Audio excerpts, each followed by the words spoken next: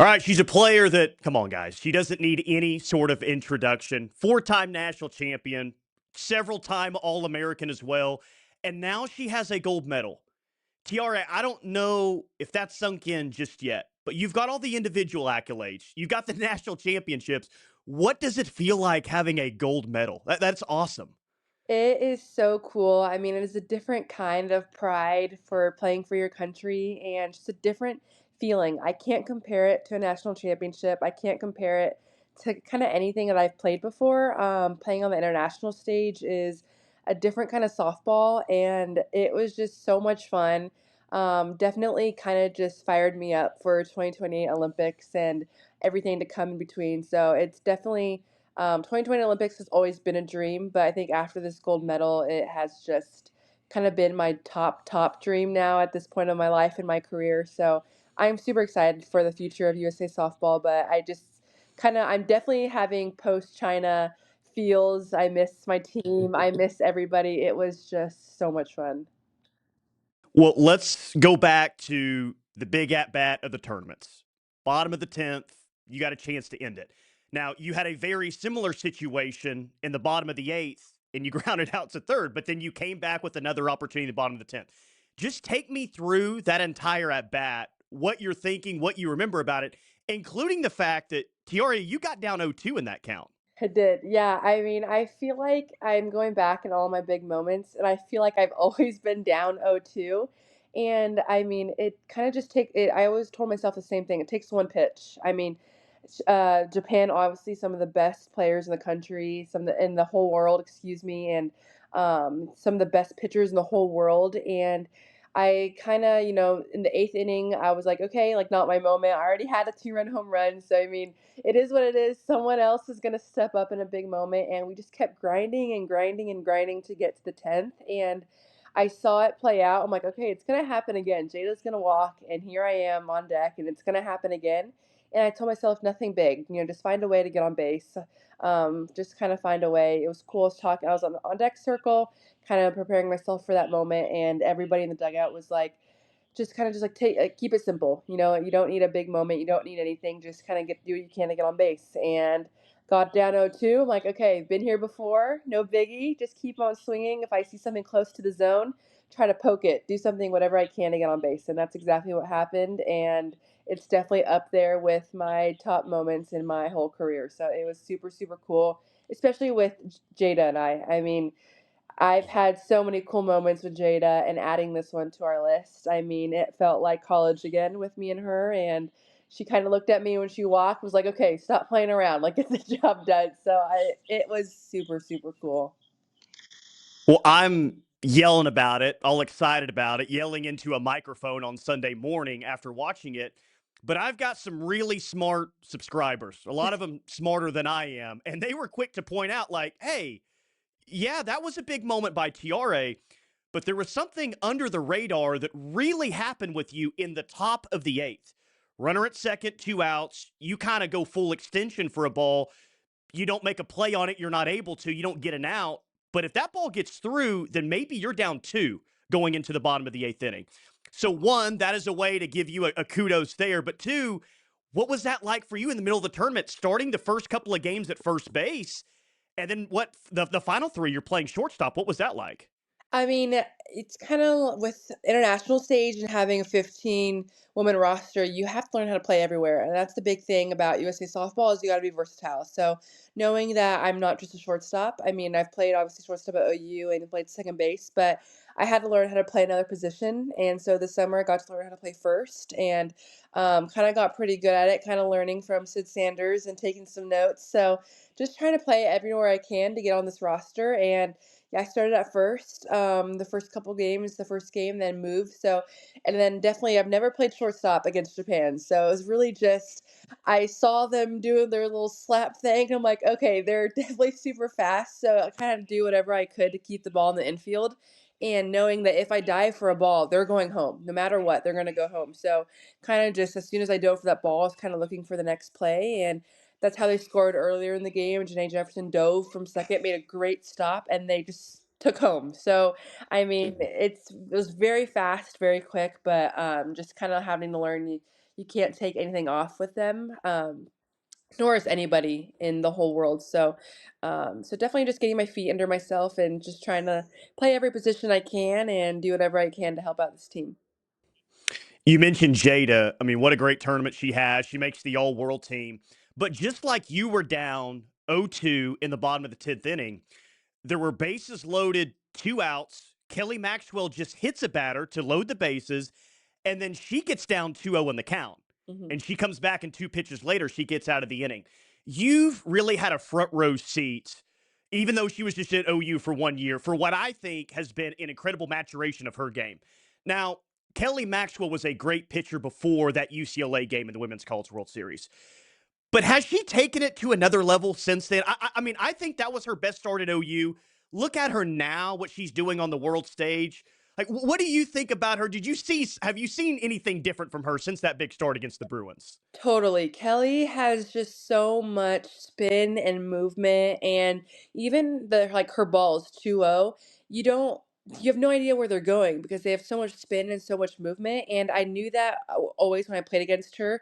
But now seeing it at shortstop and seeing how much break she has and all her pitches, it's become unreal. And then she played professionally in Japan. So she's, training and learning from some of the best league in the world and just kind of learning from them. So seeing her again when she came back from them, just how much her skills developed and how much she's learned how to use the strike zone a little bit because international strike zone is definitely a lot bigger. So you on top of that, Kelly's already disgusting. You add a bigger strike zone to that.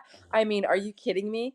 And so Kelly got down 2-0, but I knew that she just has so much experience and so much poise, and she doesn't let her emotions get the best of her. So just seeing her out there in the biggest stage is something that I already knew she was going to do big things, but she definitely has grown so much, not only with her pitches, but just her mentality, her mindset, and she's definitely she's up there with one of the best pitchers in the world. So she's so good. You talked about the honor of playing for USA softball, and sometimes it's the little things, right? Maybe not even so much winning MVP like you did, which I want to ask you about. But when you got to OU, maybe you had this moment, maybe you didn't, but you put on an OU jersey for the first time, and maybe you look at yourself in the mirror and say, oh my gosh, I'm playing for Oklahoma softball. You do that in the professional league, and maybe you say, oh my gosh, I'm playing professional softball. Did you have that moment putting on the USA softball jersey for the first time? And Stu, what do you think about that? Getting to represent your country, USA, across. I mean, that's awesome, Tiare. It's three different experiences. I've had goosebumps every single time I put on a jersey for the first time. But wearing United States, I think, has to be up there with close to being one of my top favorite uniforms. I mean, it's a different feeling. It's so much pride. It's so much joy. It's just seeing those colors on you is something that is so cool. And then hearing the national anthem on top of that, I mean, it couldn't get more American than that. I mean, it's Yeah. just so cool. The goosebumps that I feel wearing that jersey, representing, and then going in different and playing in different countries. I mean, I wore that uniform and played in Japan. I wore that uniform and played in Italy. And now I'm going to China. Just so many cool experiences to represent USA. It's super cool. And then we got our new pinstripes, and I've never Those really look worn. great. I love those. Totally, they're awesome. I've never worn pinstripes before. I wore it with Spark actually, so last summer. But pinstripes in red, white, and blue, definitely hands down my favorite pinstripe uniform I've worn. So it is super cool. You're there to win a gold medal, which you did. There's a lot of OU on the roster. There was a lot of UCLA on the roster. Janae Jefferson's there from Texas, who had a huge hit against Japan and had a great tournament. Some Florida on the roster as well. I mean, those are a bunch of players that you've played in Oklahoma City before. You've played in big moments.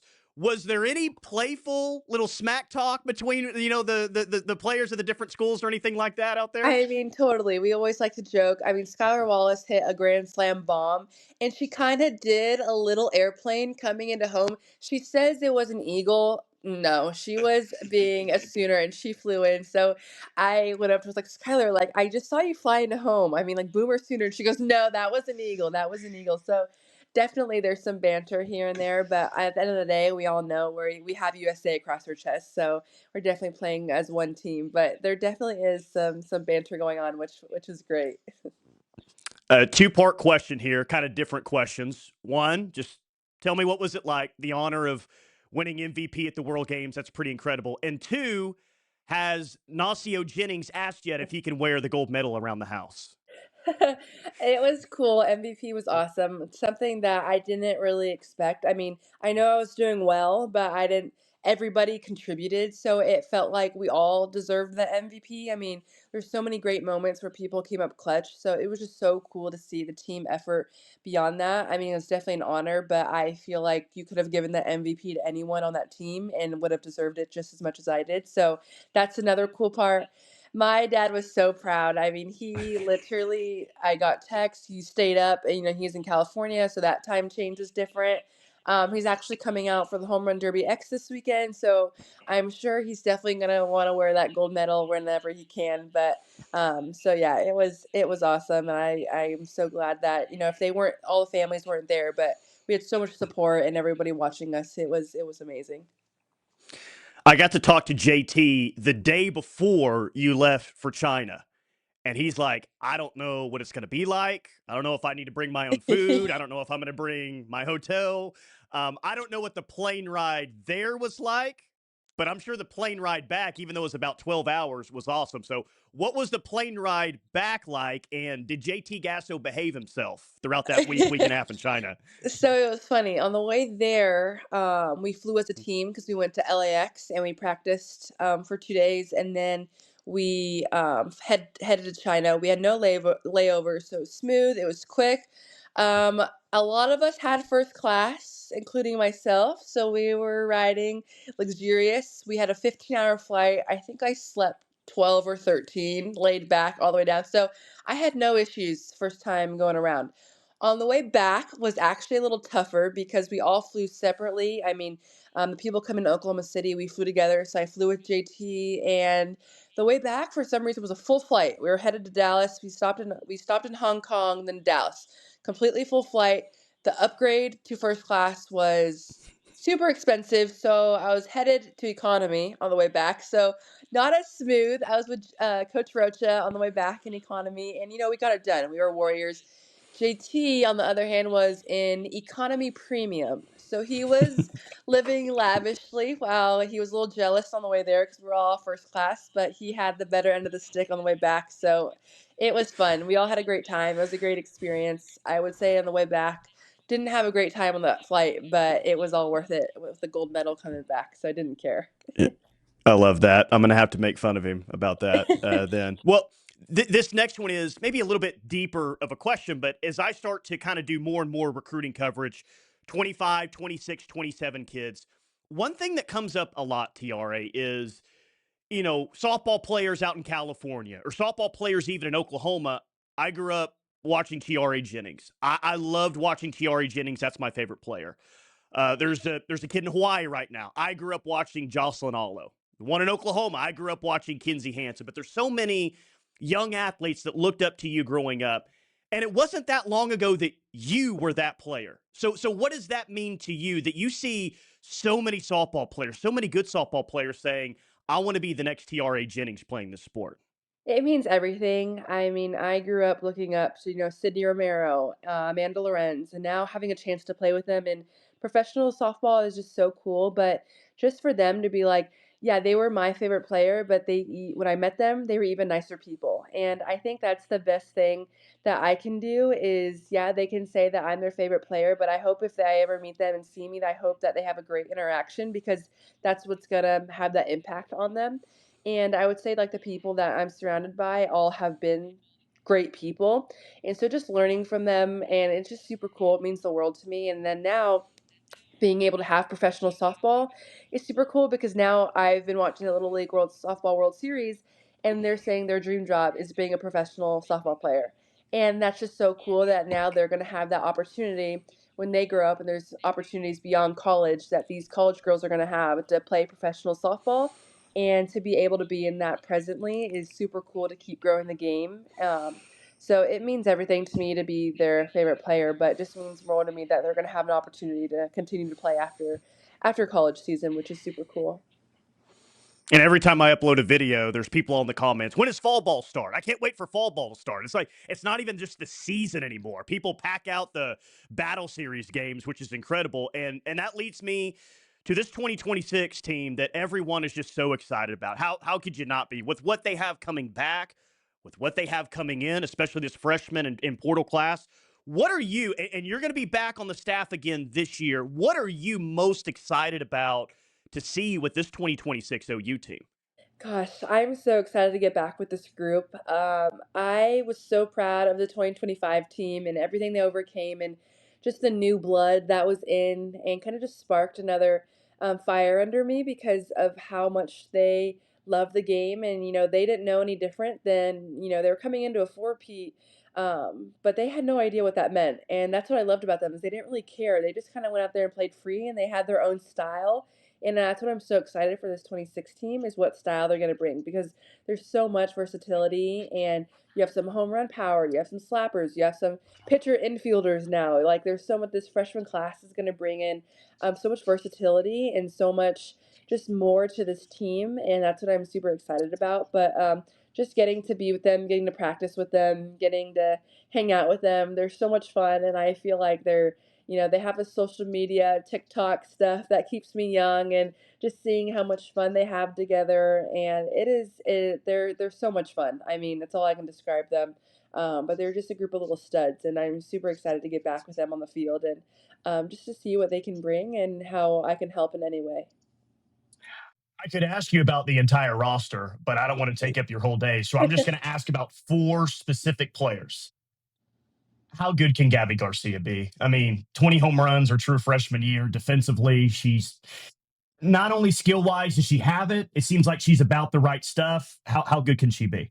Oh my gosh, the sky's the limit for her. Just how good she is coming in as a freshman, and one thing I love about her, she used her voice, and she didn't care how loud or how anything she was. She played who she was, and that's what I loved about her. And she's so grounded in her faith, and that's something that is super inspiring to me. Is you can see that with her, and she plays with so much joy, but. Gabbie Garcia is so good, and I love watching her skills. I'm at practice and just seeing how smooth she is, and definitely how much they say that I help them, they help me in the same way. And I watch them and I see their skill and I'm like, oh, I like that. Let me add that to my game. So it goes both ways with them. So definitely I learn a lot from them. But Gabbie is just so much fun to be around. She's such a great, not only a great player, but such a great person to be around. And she's so much fun to watch. Next one is a player that I don't think gets enough credit for the season they had last year. I mean, she won a gold glove.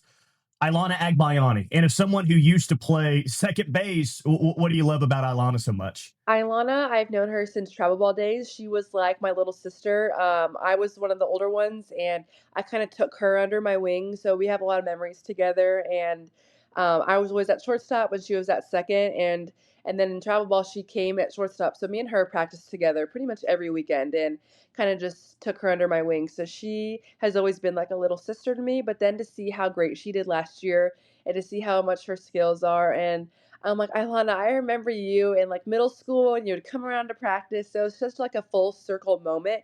Kind of what I had with Jossie Allo is that same kind of relationship is kind of what I had with Ailana. And to see her last year grow, and she's just so funny. And I would always ask her, like, Ailana, what do you need at practice? What do you need? Like, what more? She goes, no, just ground balls. And so that's why that joke of ground ball queen comes from is she just wanted ground balls whenever.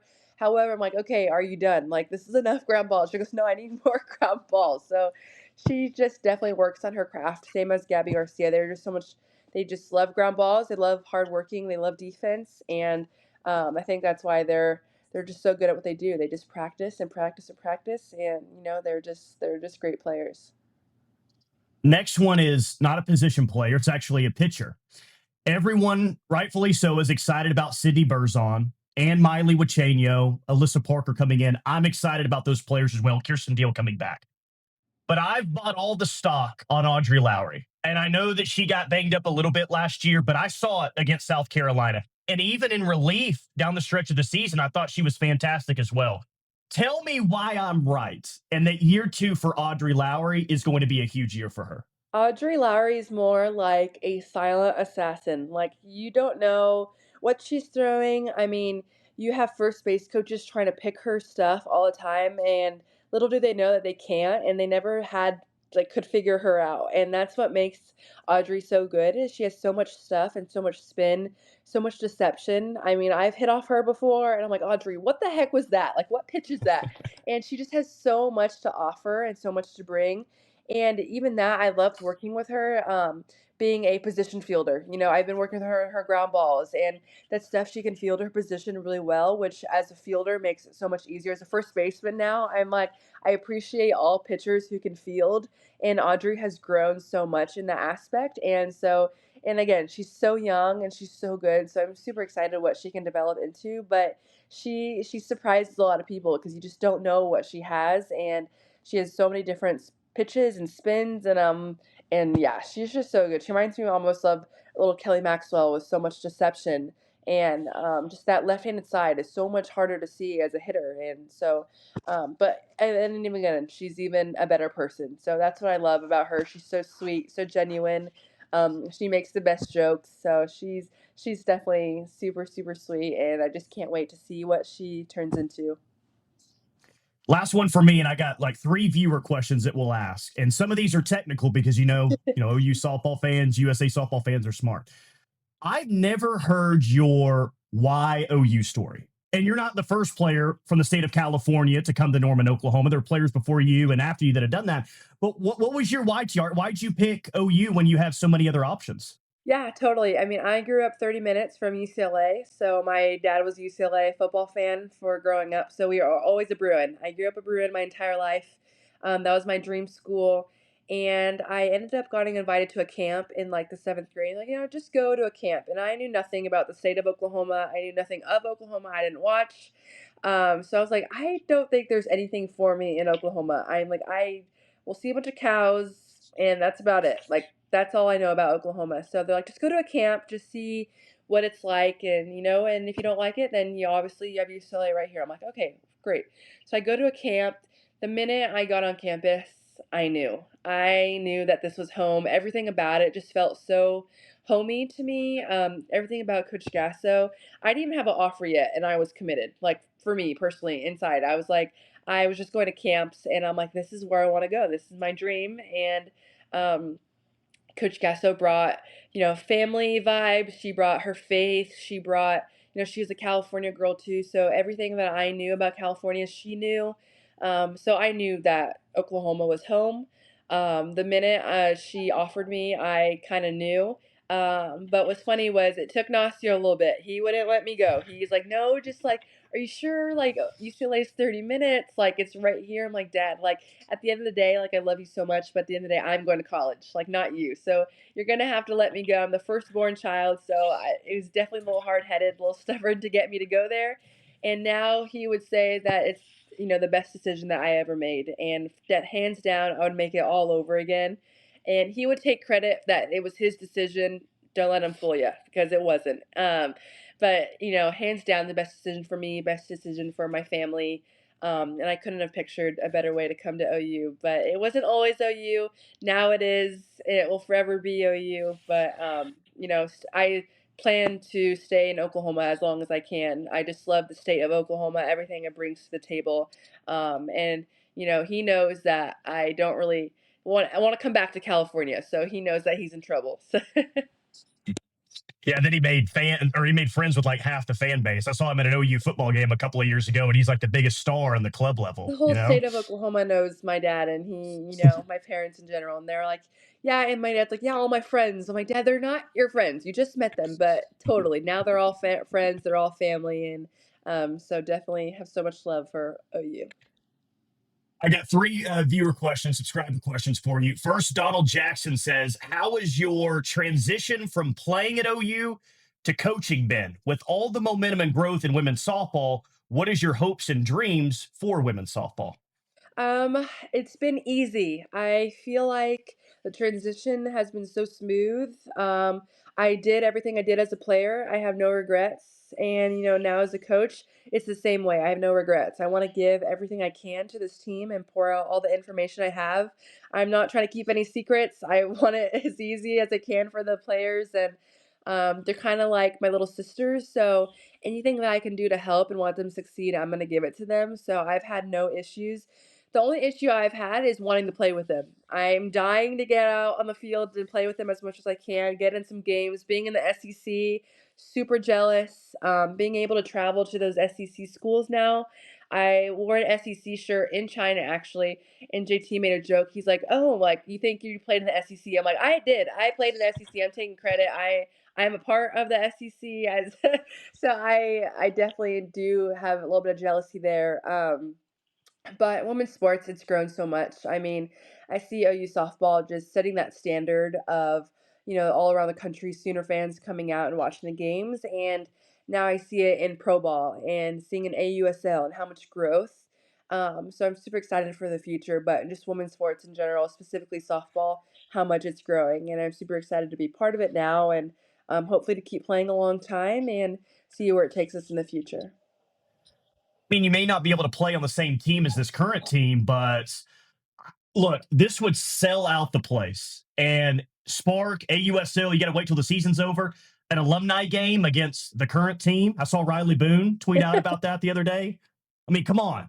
That place would be Totally. packed. You know It that. would be. It'd be so much fun. And even, if we want to play like a little home run derby or something. I mean, if we did like around the bases speed, I'd put Jayda out there against Ailana. There's so many things that we can do that not even softball wise, but just to make it fun. But it would be super cool. So maybe that's in the future.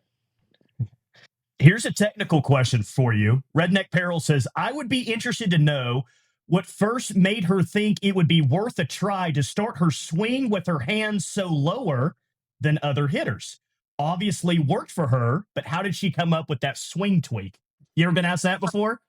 I have, definitely. I think it kind of throughout my career, my hands kind of just did what it did, and it worked for me. And that's one thing I love about JT is that he works with so many different hitters and so many different swing types that he doesn't try to change your swing. He easily could like, okay, we're gonna just make you hit a hit like Jocelyn Ollie. You're gonna have the same exact stance as Jossie. You're gonna do everything that Jossie did, and I would be hands down totally down for it because who wouldn't want to swing like Jocelyn Ollie? So I totally would have been down. But what he did was he made my swing my own, and he worked with me on how like my hands are start so low, and I feel like now being in the pro space and learning my swing is that's where my power comes from. It's almost like a little load that I can have when my hands drop that I'm able to get my hands back up to create that power. And it's worked for me. Sometimes they drop a little lower than I would like, so just tweaking it here and there. But it's part of my swing. It kind of just happened, and if GT says don't fix it, then I'm not gonna fix it. I'm not gonna touch it. So I'm gonna listen to what he says and whatever tweaks he has. I definitely am a little stubborn, so it might take me a little bit to listen to what he says, and I definitely admit to that. But definitely, when I do start listening, I'll try to take the credit for it. Like he didn't just give me the advice, but other than that, definitely listen to everything that he says. Last one. OU softball Steve says, Hannah Flippin was asked what it's like being around Coach Gasso. She answered, the mental approach coach instills in her teams. Would like Tiare to expand on that. Yeah, I mean, it was so cool to see, Coach Gasso, Coach Rocha, JT work with other players than OU players, just to see what it was like. And they all bought in, which is what I loved about this team, this USA team, is they bought into everything they said. Film sessions, just everything that we had meetings, and we worked a lot, on the mental side, and we talked about a lot about approach and mindset and all the preparation, all the stuff that I've mentioned from OU before kind of has carried on to USA softball. And I think that's what Hannah Flippin is talking about, just like that part of the game. So super cool to see all of them buy into that. But it was super fun to see that mental side and that grittiness, that competitiveness, that blue collar, everything that we mentioned that OU has. That's exactly what is brought to USA softball. So it's been super cool in that way.